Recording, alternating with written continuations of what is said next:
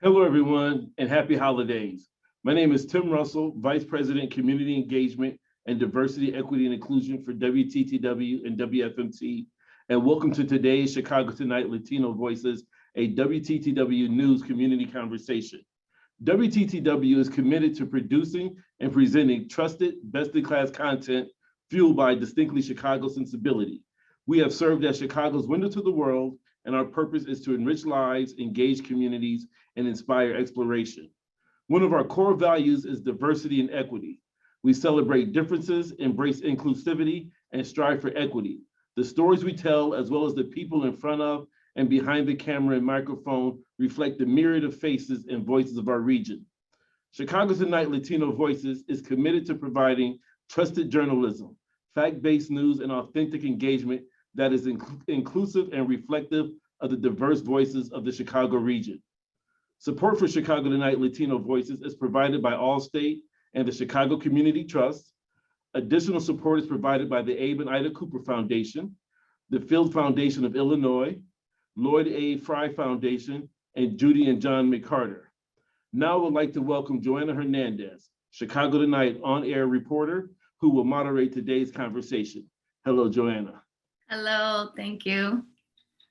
All right, well, I'm so excited for this conversation. Hello and welcome to Chicago Tonight Latino Voices, a WTTW News Community Conversation. Thank you for spending your evening with us. I'm Joanna Hernandez, reporter for WTTW Chicago Tonight.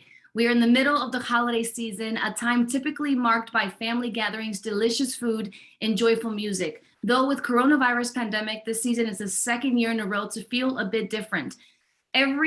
Either way, many families and cultures have unique ways of celebrating the holidays and honoring traditions. Tonight, we'll talk about Latinx holiday traditions across the globe and the meaningful ways in which Chicagoans, Latinos community celebrates.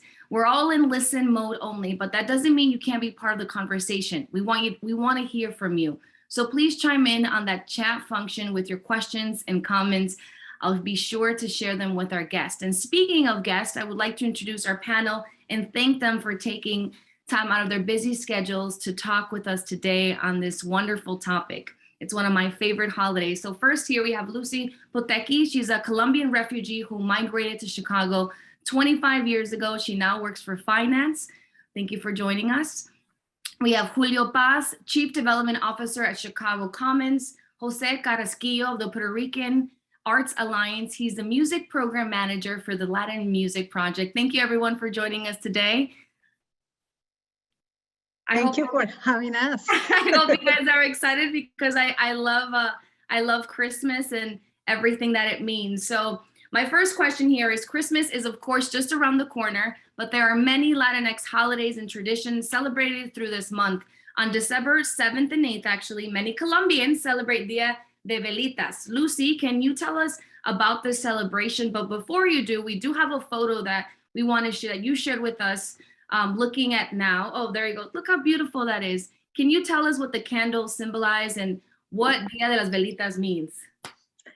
Yeah, basically for the Christian community, not only Colombians, but in the Catholic Church, we start the holidays with this special day.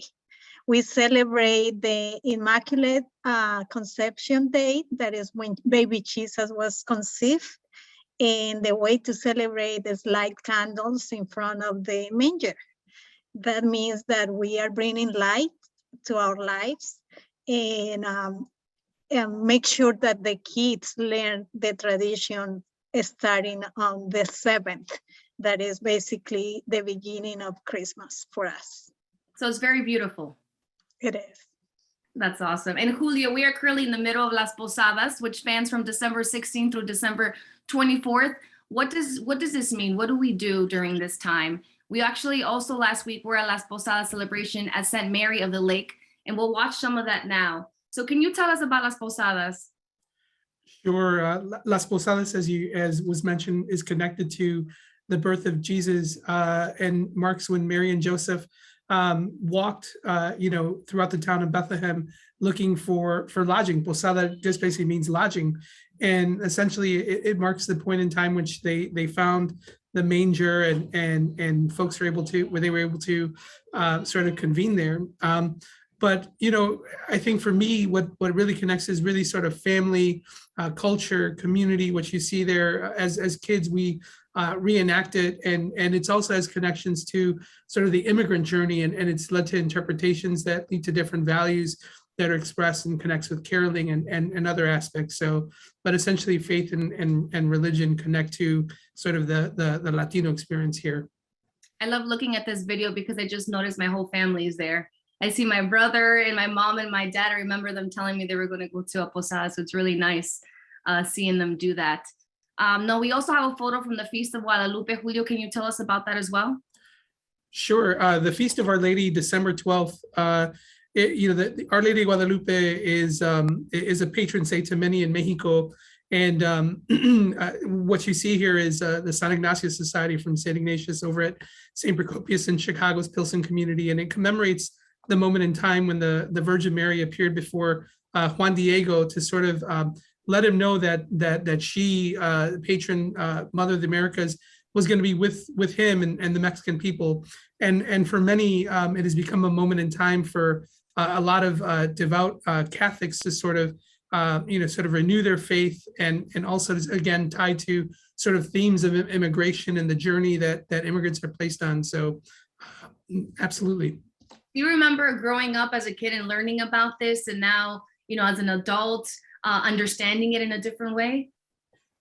Absolutely. I'd say as a kid, the exciting things about it, the memories, whether it be posadas or the Feast of Our Lady, the music, the mariachi, the alguinados, the candies that are distributed to kids. But I think as an adult, it brings together the idea of family, culture, faith, community, as we talked about that immigrant journey, and sort of, the values that sort of are instilled in us. So for sure. A lot of good feelings, of course. And Lucy, can you tell us about the Colombian novenas? What does it compare? How does it compare to Las Posadas? We'll also look at some of the photos you shared with us related to it. It's very similar because we basically sit in front of the manger and pray every night from the December 16th to the 24th.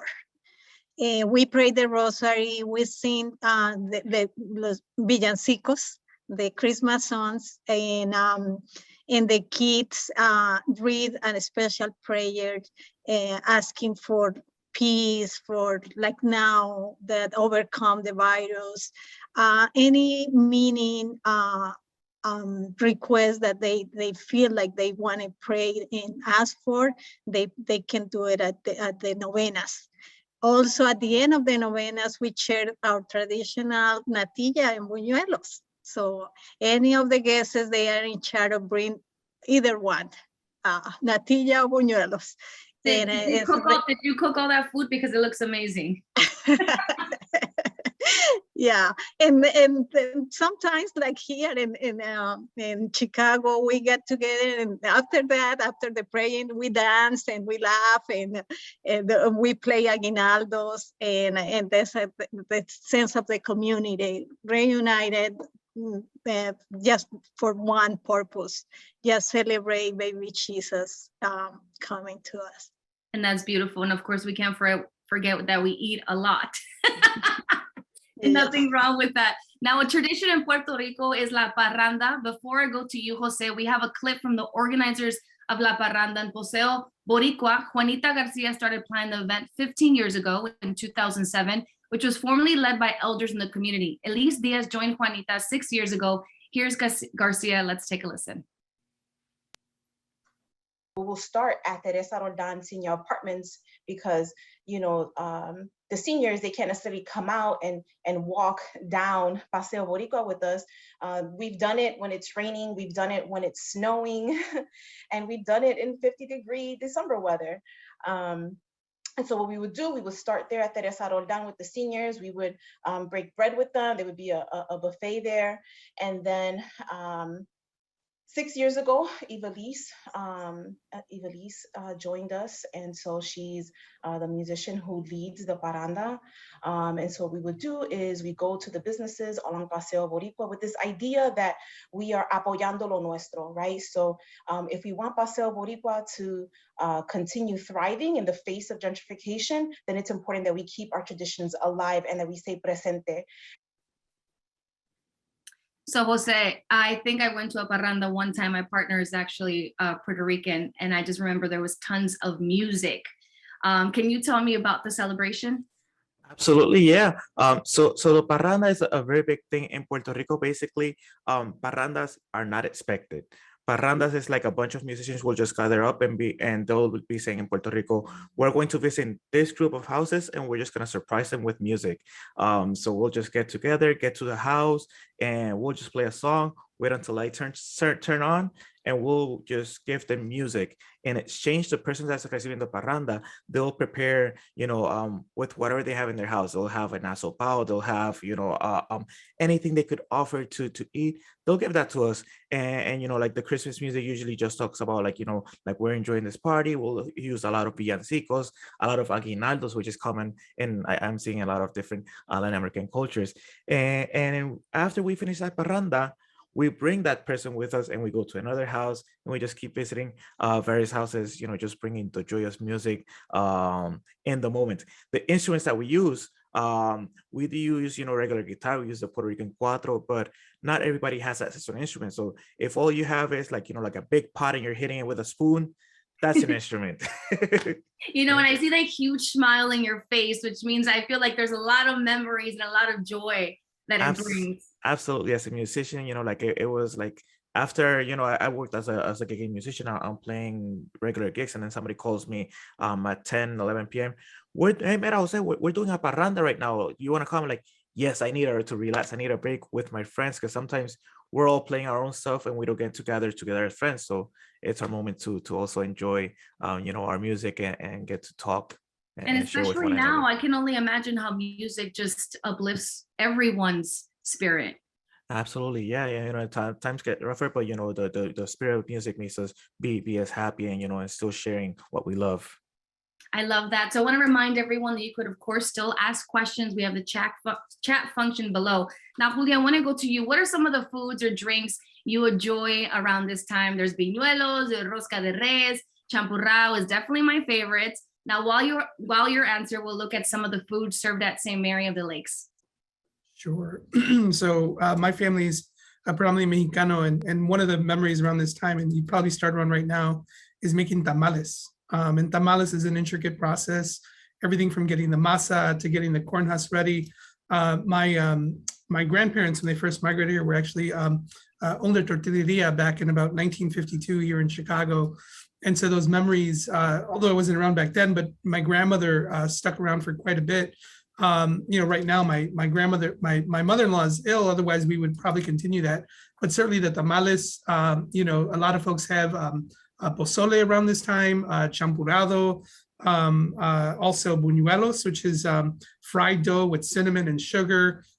You head to Mexico. If you go to Las Plazas in Mexico, you can sometimes get churros, which are made fresh on the spot. Really sort of amazing sort of experiences. And I think, Joanna, like what's interesting though is like, although we're talking about some of these experiences that are connected with faith, you can, I think it connects also with culture, and you don't necessarily have to be, part of the Catholic or the Christian faith, et cetera. They kind of blend together for many, and folks sort of have these memories that become part of, instilled in the Latino culture and the Mexican culture, et cetera. That's very true. I also love when no one has ever tried a tamal, or I have many coworkers that they've had their first tamal or champurrado. So it always makes me happy to share some of my culture and traditions with them. Do you feel that? Do you get that same experience? Yeah, and I agree. And just the idea that, as you kind of go across different countries and regions, whether it be in Mexico or Latin American countries, you see the different ways in which tamales are made, and the way in which folks celebrate. It's a really beautiful learning experience about the regionality that exists and the diversity that exists in the Latino culture. So this is a hard question. Which one is your favorite? You're asking me? Yes, which one is your favorite? Yeah, los tamales, you know, tamales corn tamales con with carne de puerco. But red or green? Because I'm all about the red. I like the red ones. Okay, the red ones. That's awesome. And Jose, a question for you. What about you? Coquito? Or am I saying this what? Pitorro? Am I saying it right? Yep, you're saying them right. All right. So those are two really different drinks. Coquito is made with cinnamon. It's made with coconut. You have evaporated milk, condensed milk, and you put that all together. And these are alcoholic drinks. So usually you should put some vodka in it. So but it's the consistency is like it's really thick and it's really savory. So it's Coquito is amazing. Pitorro, now on the other hand, that one is a little bit stronger because Pitorro, you prepare it beforehand. Sometimes it's put underground. You put the fruit, you put the rum underground for however many years, 5-10 years. They're preparing that, but it's really strong to the point that it became illegal in the island. Like you would have 70% alcohol in the Pitorro. But since the fruit mixes with the rum for so many years, you just feel like a really fruity flavor. Nowadays you can find in supermarkets like legal versions that are like more apt for you to drink, and it's really savory, really delicious. In terms of the rum. In terms of food, we have arroz con gandules, we have the pasteles, which is kind of like the type of tamales from Puerto Rico, basically. We eat a lot of flan. We have our tres leches that we eat, all delicious. But one of the most important traditions is lechon a la vara, where you have the pig on I don't know the word in English. Yeah, just spinning around. And while music is going outside in the party, they're just cooking the lechon one over it, and it's just one of the things that we have, arroz con lechon. I'm getting hungry now. I've never tried pitorro. Never. Pitorro. Lucy, have you ever tried it? Julio, have you guys ever tried it? Okay, I'm going to put it on my list. It's the first time that I hear that name. Kind of reminding me of like Mexican punch, just with alcohol. You said it's like fruity. Yeah, it's really fruity. It's like a sangria. Yeah. But with Like different a fruits, we sangria. use acerola, we use parcha, all kinds of fruit.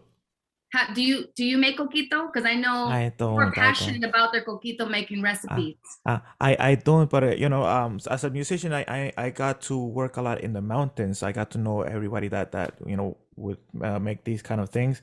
And yeah, it comes in a bunch of any fruit basically that they'll have the coquito, the pitorro, sorry, for sure. But yes, that's awesome. So Lucy, I want to change gears here. How has COVID impacted the ways you have been able to celebrate last year and now this year? Wow, impact a lot. Because you know what, it was the time of the year that we got together, because it's kind of hard, organize this kind of events. And we know that December was the time that we got for sure gonna get together, have our Colombian tradition fresh, made at home for all our community. In last year, unfortunately, we couldn't do it. We joined and we prayed some novenas on Zoom, but it wasn't the same. It wasn't the same feeling. And we were very worried and concerned about what will be next. And thank God, this year we start the tradition again. We start the 7th, and now we are used to Zoom, so we have social media groups that they still pray in the novenas, and Facebook and Instagram, and the kind of trying to start all over again. To reunite the people that is still wanting to get and share this tradition. Of course, and it's hard because these celebrations, we're so used to celebrating together and in groups, and it's hard when we can't do that. Yeah. And Julio, Chicago Commons is doing a drive for toys, coats, and other items this year. Now we're going to take a look at some of the pictures that you sent us. Can you tell us about this? Sure, a long-standing tradition at Chicago Commons. We work with children and seniors across the region, and we're fortunate to work with companies like People's Gas, Tristan and Cervantes, Cabrera Capital Markets, to really organize toy drives for families who don't have as much. And what's amazing is that it's a lot of the business resource groups at a lot of these firms that I think whether you're Latino, whether you're an executive, or whether you're of another culture or what have you, you want to give back because you've experienced a lot, to he or she, much is given, much is expected, and you want to give back. And so we're able to provide coats, toys to about 800 children and seniors across Chicago, both through Chicago Commons and then through this organization called the San Ignacio Society, which is connected to a local high school as well. We're able to do that for families. And it's really, again, driven by the generosity of a lot of folks, and many of which are, come from the Latino community. And it's tied to sort of the intermingling of culture and faith as well. So I want to ask you the same question I asked Lucy. How has this, with COVID, how has this holiday season changed for you? Oh, so last year, you put up the photo of celebrating the Feast of Our Lady. We did it virtually through Zoom. This year, we're able to do it in person, of course, with restrictions. And I'd say, we're trying to, in our family and in as much as possible, encourage folks to make sure they get their boosters, vaccinations, encourage folks to monitor their symptoms. So that way, when we come together, there are resources. We have new tools than we did last year that we're taking advantage of. If we recall, the vaccines were just coming out last year. And so this year we had that sort of, with us, if you will, to help us celebrate safely. And so I'd say that the biggest thing is sort of awareness, and then encouraging folks to be responsible, not only sort of for themselves, but also for, the community around us. And so we're trying to encourage folks to take advantage of the vaccinations and the boosters as well. Do you see that more people are open to have these conversations on what holidays are going to look like? I mean, I know that for me, my whole family gets together. We're about 40 of us, but unfortunately, we've all had to learn how to cut it down or do it virtually. Do you see this conversation with other people? It is tough, but we are having it in my family, and I think, in our workplaces as well. Trying to, again, find as best a possible way to manage, but absolutely, we're having these difficult conversations, and while they're not comfortable, the only thing we have to say is we want to be here for 2022, right? And we want to make sure that our most vulnerable, our elders, are with us as well. And Lucy, how do you have these conversations as well with you, your family, with people in your community? It is kind of hard. I'm married to a Polish guy, and yeah, there are ties that they don't feel comfortable getting together, and the other ones is like, yeah, I'm coming, but I'm wearing the mask, and it's fine with us. Is we respect people, we all following, the rules, and like as you mentioned, we learn how to cut off. Like when the party goes to that time, and that's what we did in Thanksgiving. We have a great time, and but yeah, definitely we put some rules this year, and unfortunately, the ones that don't want to follow up, and they didn't come. But it's sad. It's sad because it's separating us as a family, as a community. Yes, and we're used to having these celebrations, right? Every year we were used to a certain way that we would celebrate with our family and our loved ones, and all of a sudden it's like, boom, not anymore. So it's like learning how to celebrate our traditions and our love and our memories in a different way, which yes, it's difficult. So now I want to change. Now music is of course a big part of the holiday tradition. So here's the organizers of La Parranda and Paseo Boricua on music's importance. This time we hear from Elise Diaz. Parranda is un asalto, right? You show up to people's houses in the middle of the night and you knock on their door and you just bring them joy, right? It's a tradition that has existed for many years, but the music is rooted and has existed for many years even more, right? It's looping within history. Now, Jose, we talked a little bit, but I want to ask you the question again. Tell us about the role that music plays in La Parranda. Absolutely, yeah. Again, like music is very tied to like a lot of the Puerto Rican traditions. In La Parranda, basically it's what drives everything. Like you can't have a parranda if you don't have music. You can't just show up to like, hey, we're here for, to have a party. You come in, before you come in, you're already playing a song, and you're playing that song until they turn on the lights. If they don't turn on the lights, you don't stop. You just keep going. And they'll notice that, okay, the parranda, there's somebody out there playing for me because it's loud. It's, you're not gonna have 2-3 people. You're gonna have a crowd of 15 to 20 people doing a parranda, traditionally. And once we get into the house, we don't just sit down and eat. We just keep playing and keep playing more music. Some people will take a break to eat something, but there's still a crowd still playing, and we keep switching, until it's time. Okay, we ate the food. Are you gonna continue with us going to the next parranda, and so on? And sometimes, I've been to parrandas where I just go out all night. I don't get home till like 9-10 in the morning. Oh, where do I join these parrandas? Yeah, Well, I need to take your number because I Yeah. want to go to a parranda. Are you guys having these? Are you guys doing that this year, or does the parranda look different this year? Currently in Puerto Rico, I'm living in Chicago, so I'm not aware of completely the situation. But I do know that some friends, they will do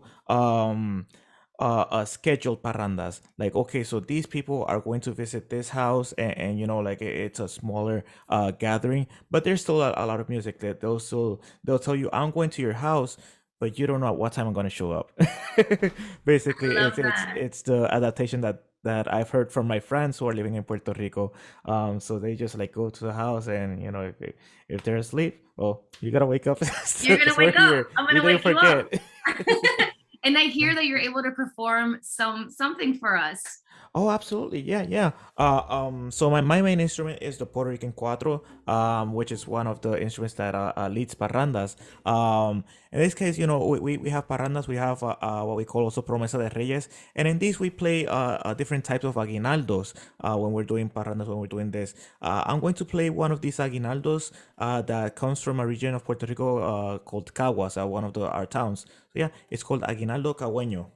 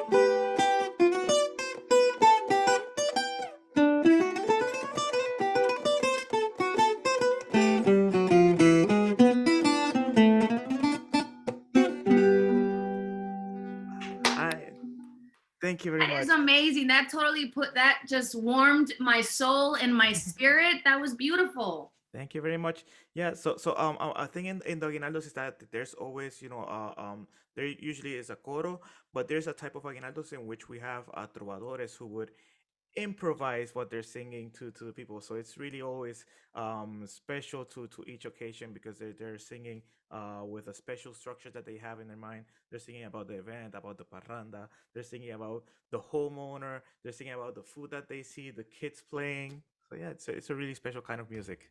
That's really beautiful. And as a musician, and now that we're in the holidays, what's your favorite, to play? What do you think about when you're playing your instrument? Oh, absolutely. Yeah. So I remember like my dad. He always had this song that he loved. It's called Los Zapatos de mi Viejo. And it's just like a long decima, and I love just playing that. Hearing it. I don't sing myself, but I try to sing it along, or dedicate it to him when I see him. So yeah, that's one of my favorite kind of music. Absolutely. That's really pretty. Can you play a little bit? Like that sounds, Yeah. now I need to hear it. Sounds Oh very yeah. special. So it sounds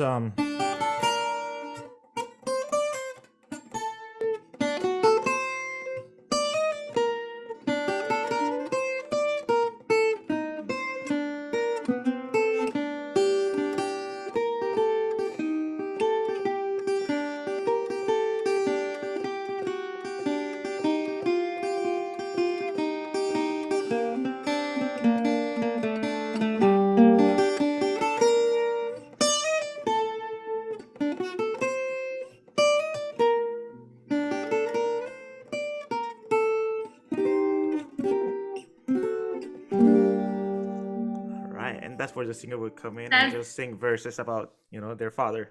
That's so beautiful. Even my dogs came in the room when they heard you. That's amazing. You know, They and love it. I love it. And talking about music, Lucy and Julio, what are some of your favorite songs? Oh, go ahead, Julio. While I think about one.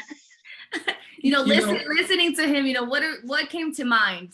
Sure. You know what came to mind wasn't actually music. I'll just maybe switch gears. I was thinking a little bit more about the extension after words after the holidays, or sort of the conclusion of the holidays. The Feast of the Three Kings, or like Las Roscas, came to mind, and the idea that I think in our cultures, the las fiestas continue, the parties continue, beyond, and so that's what came to mind a little bit more, was like the idea that there's always a we tie this sort of the faith into culture as a way to bring family together, and the music is just one of the many elements that kind of bands us together. So not necessarily a song, but I was thinking a little bit more about another food element that kind of connects us with the music, right? That's really awesome. And what about you, Lucy? What did you think when he was playing? Yeah, oh my God, they bring like this chills in my body when I was in Colombia and I was a little kid, and sing around the manger was my favorite thing to do. And all those songs, like the Christmas song, like Belén, campanas de Belén, all those songs, it brings memory to me, and made me homesick because I want to be with my dad and my brothers and sisters, and here is like, yeah, my friends became my family, and the kids are my nephews and nieces, and I'm trying to share that part of that tradition with them. That's very true. Jose, you did the same for me. I started thinking about when I traveled to Mexico with my parents for Las Posadas. I think I was about 14 years old, and I remember walking through the road and everybody singing, and they gave you the orange, the mandarina with the peanuts and all the treats. And it took me back to that moment, even though it was years ago, but I remember those moments. And now it's just beautiful because I think about ways that I want to share those traditions with my cousins or with my nieces and nephews. Even though we're in a really tough situation now, I think it's even more important to come together. And I think it's so beautiful that even though we come from different backgrounds, it all intertwines. We kind of all have the same things with different treats and desserts and traditions. One of the traditions that we always do in my family is we rock baby Jesus, and we go around rocking baby Jesus, and we sing some songs, and we say, we make a wish or something that we would like for the new year.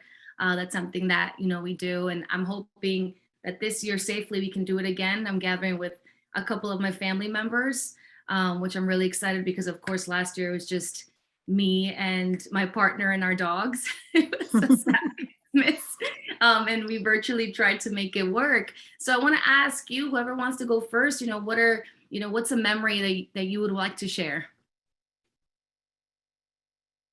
Hearing about that reminds me, there's another tradition that we have called Promesa de Reyes. I participated in so many of these, and basically what a Promesa de Reyes is a person asks the Reyes for something, maybe, like a wealth, for being healthy, to have a good year, something like that.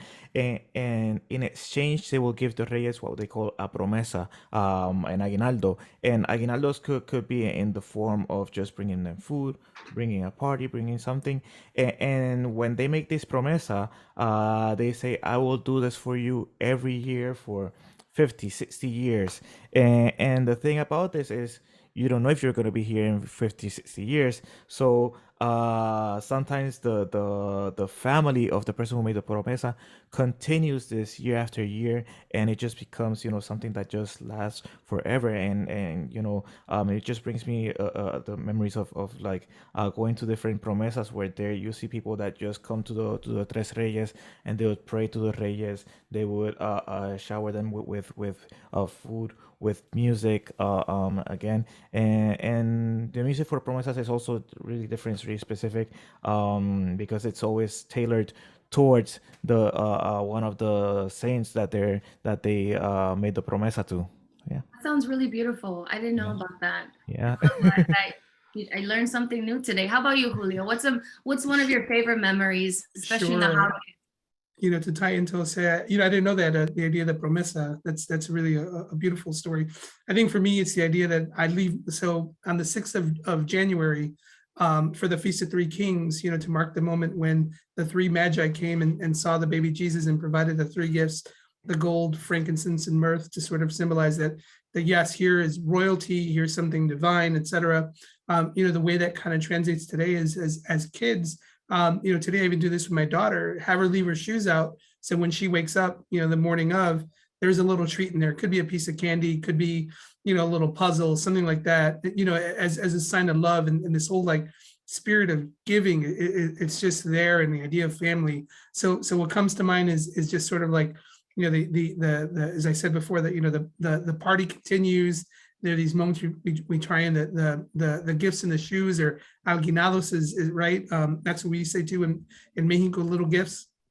But then sort of later in the day, there's the rosca de Reyes, and the idea that, a little figurine of a baby Jesus is put inside to symbolizes who has to throw the party in February, which is tied to when the baby Jesus is presented by Mary in the parish. So it's sort of like the idea that, faith and culture ties in just numerous times to bring family together, is just really is every city reflecting, Joanna. It's amazing to see in our culture.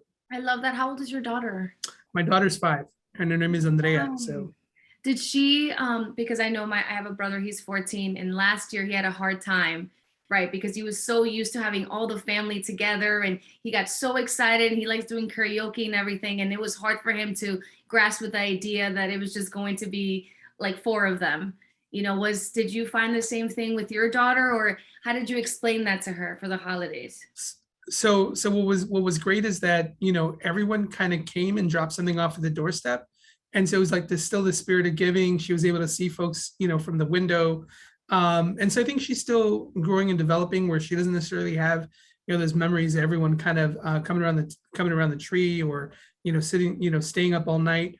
But I think we'll get there. I think, for, talk about what's different for youth or children. I think it's probably for those that are a little bit older, might be a little bit tough for them sort of around this time, because they're so used to seeing their cousins, their relatives. I think Lucy and Jose both talk about it. It's a time when the extended family comes together, and I think for them it could be a little tougher. And how about for you, Lucy? Well, I brings a lot of memories. And one special moment is like we used to have a group that we called the Chicago para Colombia. And all we did is collect toys for poor kids in Colombia. And one lady that was leading this group and event, because she made like through the year, she hosts events in a restaurant and raise money or toys. And then in December, we delivered those to Colombia. And then they sent us back videos about how special was that little something that we sent. And that joy that those kids bring to my memory is like, it's a priceless. It's like I always want to be in Christmas in Colombia and be able to visit like an orphan, the poor communities that really that has nothing, and bring a little something, at least my presence, and sing with them, and eat a buñuelo or eat a piece of bread, but give them hope. And that's the memories that I have, and I'm hoping that this year I will be able to do that, since I'm traveling to Colombia tomorrow. So that is one of the things that I want to do again. That's so beautiful. And I can see, the joy is bursting out of the screen. When's the last time that you went to Colombia? Well, this COVID, I went last year because I had the chance to work from home. So I have a home in Colombia. So I grabbed my computer and went and worked for 5 months. But I wasn't able to go out. I couldn't visit, especially because they didn't have the vaccine when I was there. So I was working in the comfort of the house with my sisters and my dad around me. So I can only imagine you're so excited to go home. Yeah, we are very excited. What does Christmas look like in Colombia this year? It's fun because they celebrate. It's warm, so they celebrate out. They go out. They have a lot of festivals. Like in my hometown, they have the Aguinaldo Boyacense, and they bring groups like Nietzsche, like Gilberto Santa Rosa, and perform in a big plaza, and all the people got together. A little unsafe for me to go there, but I see that people are having fun over there. Yeah, sounds that's so the amazing. main thing. That sounds so amazing, and you shared a lot of beautiful traditions that I didn't know about as well. So that's so beautiful. And again, I love that, you know, all of our cultures kind of intertwine with faith and with food. And I need to try some more Colombian food because I haven't tried enough. What's a must-try dessert for the holidays? For us, oh my God, we have like queso con bocadillo. We have like bocadillos, guava paste. We have obleas that we love obleas. It's like a waffle in a caramel.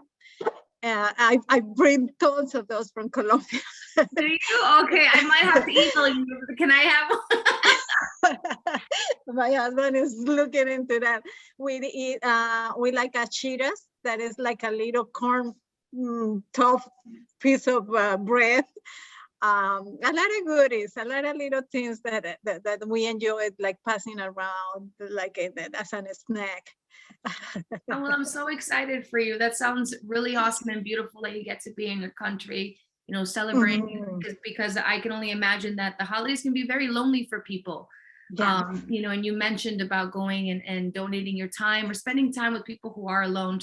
So that's very beautiful. Is there a message, Jose, that you would like to tell people who, you know, might be finding themselves, you know, alone this holiday season?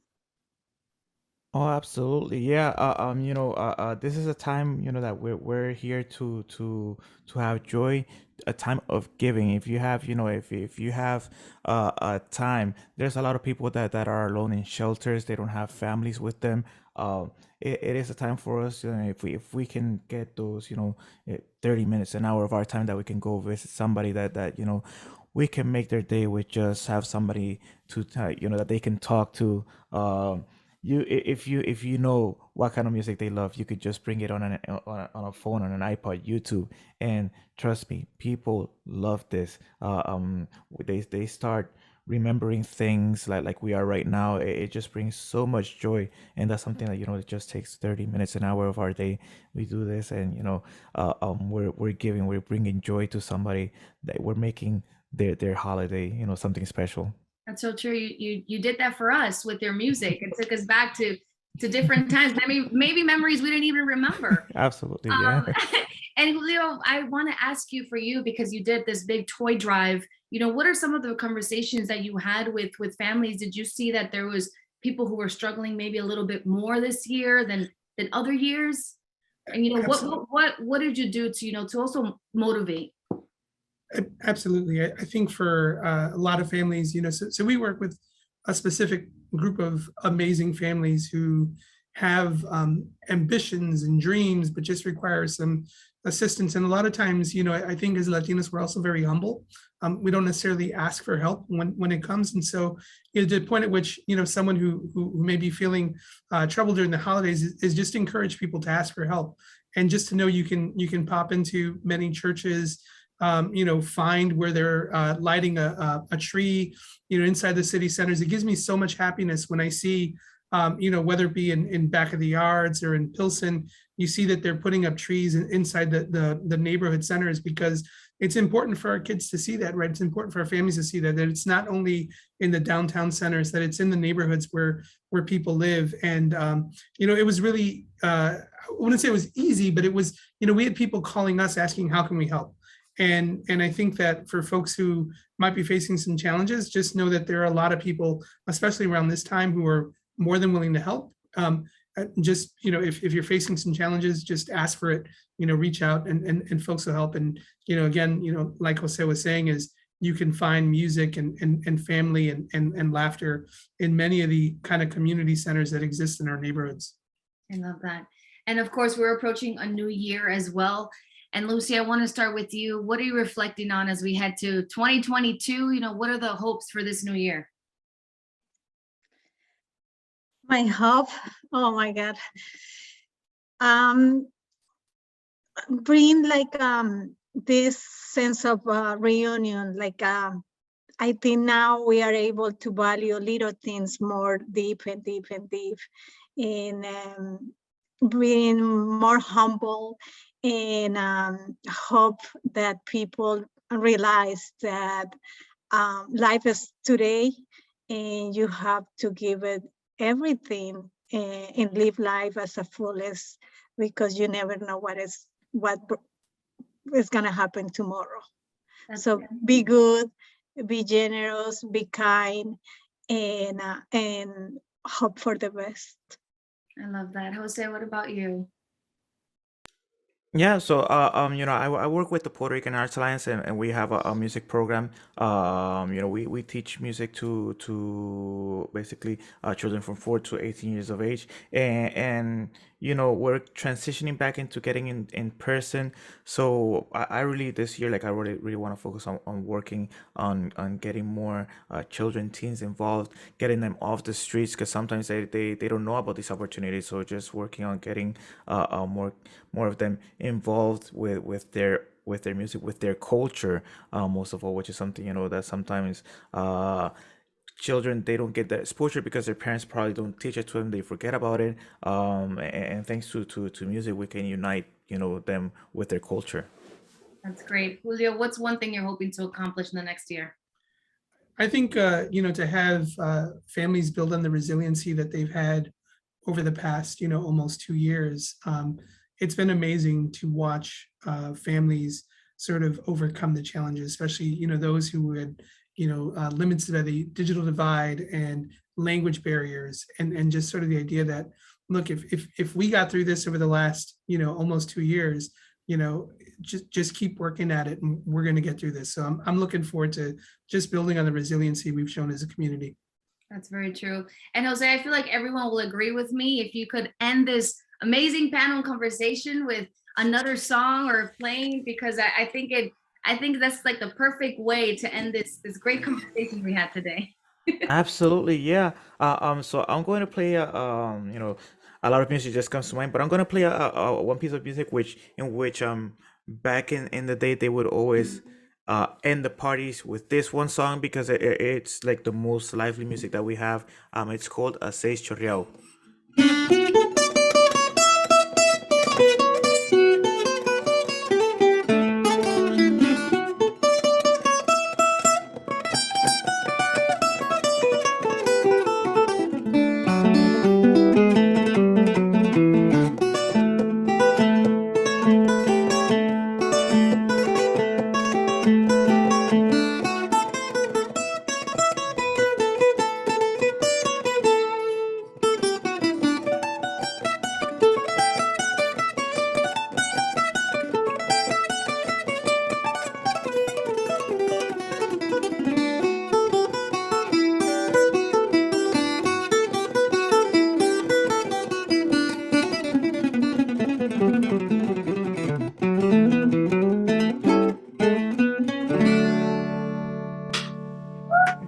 Oh, that's amazing. I think you put all of us in the great holiday spirit now. Absolutely. We're ready for next week.